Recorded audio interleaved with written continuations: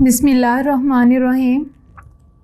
नबी करीम सल्लल्लाहु अलैहि वसल्लम ने फरमाया, रोज़ा और कुरान क़यामत के दिन अपने बंदे की सिफारिश करेगा। क्या रोज़ा और कुरान जो है हर बंदे की सिफारिश करेगा? यहाँ पे ये सवाल आता है जहन में कि आया हर एक इंसान जो है, मोस्टली इंसान रोज़े रख लेते हैं, आया रोज़ा जो है वो हर एक की सिफारिश करेगा, हर एक के लिए शफायत होगी? अब एक बंदा है वो सिंसियरिटी के साथ अपना सारा का सारा वक़्त जो है वो अल्लाह के साथ लगा देता है, और दूसरी तरफ देखें एक इंसान है सहरी के टाइम का सोया हुआ है, वो इफ्तारी टाइम जाके उठता है और रात सारी मोबाइल यूज़ कर रहे होते हैं, सोशल मीडिया यूज़ कर रहा होता है। अब परसेंटेज देखते हैं कि किसकी ज़्यादा है।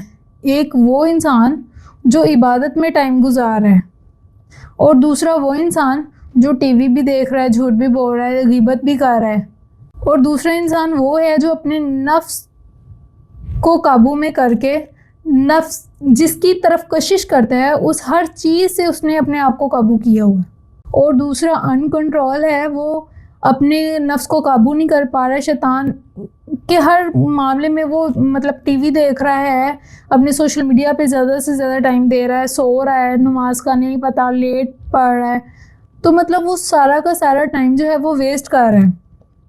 अब देखें कि अजर जो है वो किसका ज़्यादा होगा। अब जो टोटली सक्सीड हो रहा है, टोटली टाइम जो है वो अपने अल्लाह को दे रहा है, अब उसका अजर सबसे ज़्यादा होगा या जो टाइम वेस्ट कर रहा है उसका होगा? अब आहिस्ता आहिस्ता देखें, परसेंटेज तो उसकी होगी ना ज़्यादा, जिसकी खालिस नियत जो है वो अल्लाह की तरफ है, जिसका रुजू जो है वो ज़्यादा अल्लाह की तरफ है।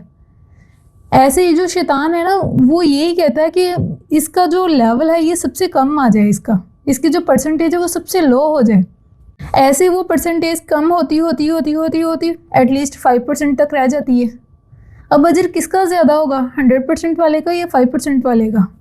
तो ये जो अजर है हमने खुद देखना है कि हमें किस तरफ ज़्यादा अजर मिलता है। नबी करीम सल्लल्लाहु अलैहि वसल्लम ने फरमाया कि रोज़ा आपकी सिफारिश करेगा, तो हमने अपने रोज़े को इस तरह बनाना है कि वो हमारी सिफारिश करे। अस्सलामु अलैकुम रहमतुल्लाहि व बरकातुहू।